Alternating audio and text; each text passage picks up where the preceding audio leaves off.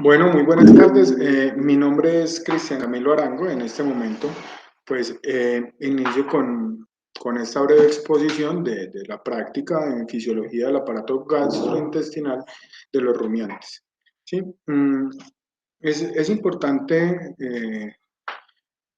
mencionar que para mí es grato estar aprendiendo sobre esta situación, puesto que realmente uno no conoce las implicaciones que se tienen en la alimentación del rumiante como tal.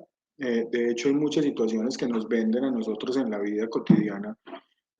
Por ejemplo, nos venden que un rumiante, que una vaca, tiene cuatro estómagos, hablando popularmente panza, bonete, librillo y cuajar, cuando pues realmente solamente tiene un estómago dividido en cuatro compartimentos, que es rumen, omaso, abomaso y retículo. Entonces, pues de ahí partimos eh, digamos, con este aprendizaje grato para nuestra vida y para nuestra práctica y nuestra praxis en el campo. Bueno, tenemos una primera pregunta. ¿Qué tipos de microorganismos están presentes en el ambiente ruminal? Tenemos los principales, que son bacterias y protozoos, pero también encontramos hongos y arqueas, ¿sí? Estos son los más comunes. Aquí en la parte inferior podemos ver pues algunas fotografías de cómo se ven dentro del rumen. Dentro de eso pues tenemos que el rumen puede tener más de 200 especies bacterianas. Depende de muchas situaciones, sobre todo del alimento que nosotros le damos, le brindamos al rumiante. Entonces, tenemos pues como unos datos específicos: 10 millones de bacterias por gramo de contenido ruminal. Tenemos bacterias celulíticas, bacterias que digieren la hemicelulosa, bacterias aminolíticas, bacterias que utilizan polisacáridos, entre otras más, ¿sí? Digamos que podríamos mencionar que estas bacterias pues son de pronto como las que más se ven o encontramos dentro del rumen. Tenemos protozoarios, tenemos, bueno, es importante decir que ellos viven en asocio con las bacterias. Su función es de fermentar algunos sustratos, y pues los protozoos son importantes, pero no son indispensables como lo son las bacterias, ¿cierto? Entonces tenemos 1 millón de protozoos más o menos por gramo de contenido ruminal.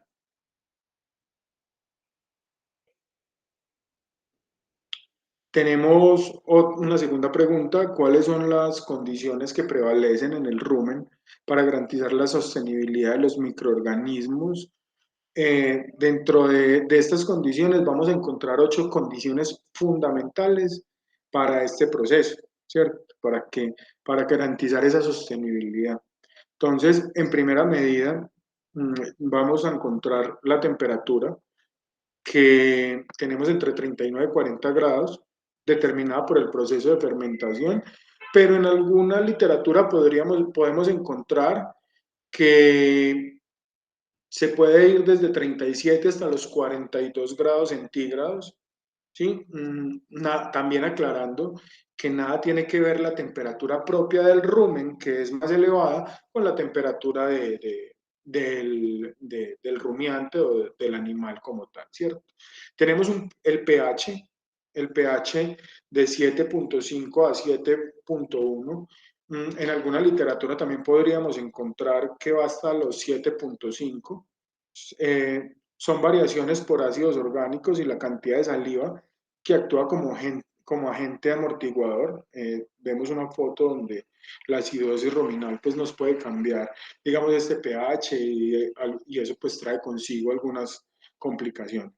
Pero también encontramos que el rumen debe ser un ecosistema abierto y continuo, de permanente entrada de sustratos y que permita la salida de desechos, ¿cierto?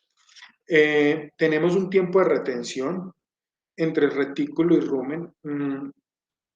Digamos que aunque son compartimientos diferentes del retículo, están unidos el uno con el otro y comparten, digamos, el mismo contenido, ¿cierto? Entonces debe haber un tiempo para permitir la acción microbiana en esa comida. Entonces es importante este tiempo allí.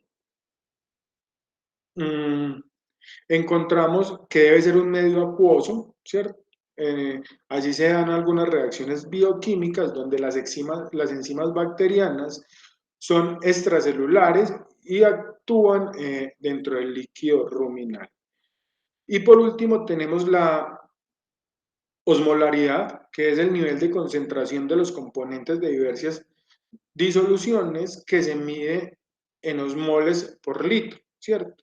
Una fermentación normal se lleva a cabo con una osmolaridad entre los 260 y los 340, ¿cierto? Entonces, acá tenemos, digamos, las, las 8 condiciones más importantes que nos garantizan la sostenibilidad de los microorganismos en el rumen.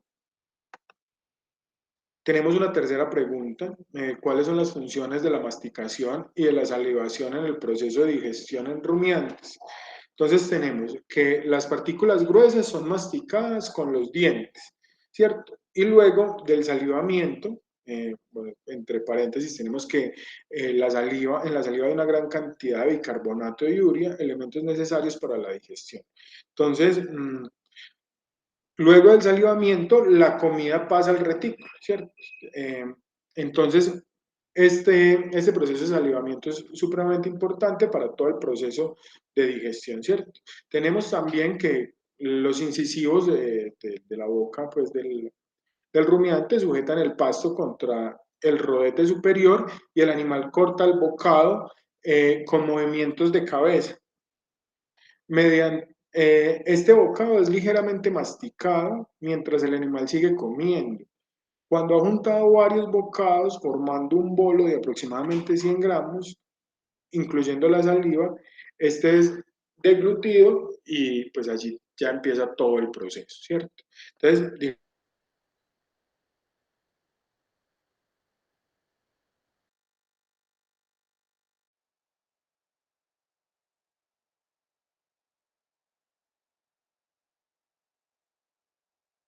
poblaciones de microorganismos que habitan en el rumen.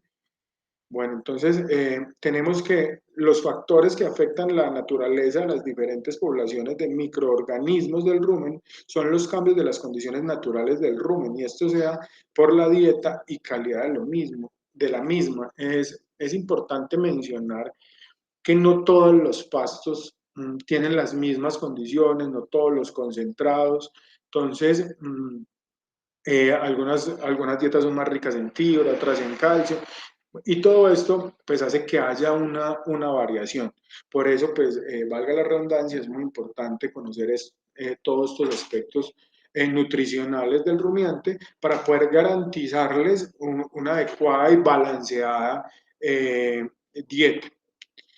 Si el alimento es muy digestible, vamos a poner unos ejemplos, si el alimento es muy digestible, la gran producción de ácidos grasos volátiles no alcanza a ser neutralizada y el pH baja a 6 y en algunos casos a 5,5, que son casos más extremos. Mientras que con dietas de mayor contenido en celulosa, la producción de ácido es más lenta y la producción de saliva mayor, de modo que el pH se mantiene aproximadamente en 6,8, que podemos decir que es un pH ideal para el rum.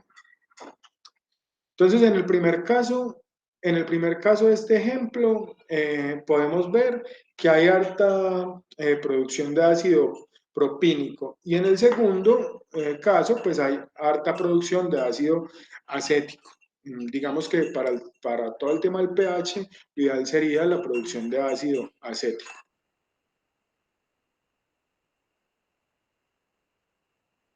Entonces, eh, bueno, la definición principal consiste en que la regurgitación de digesta del retículo a la boca, esa es la principal función, ¿sí?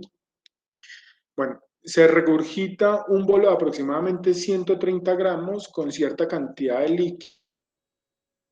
La aplicación dura de 25 a 60 segundos y consiste en 30 a 80 movimientos de mandíbula. Al cabo de aproximadamente un minuto, el bolo es reingerido y vuelve al rumen, tal como un bolo recién consumido, pero ya más despedazado y más fácil atacable por las bacterias. Y pues esto no dura mucho, dura entre 40 y 60 minutos aproximadamente. Este proceso de rumia es indispensable para la digestión y la absorción de todos los nutrientes. Pues,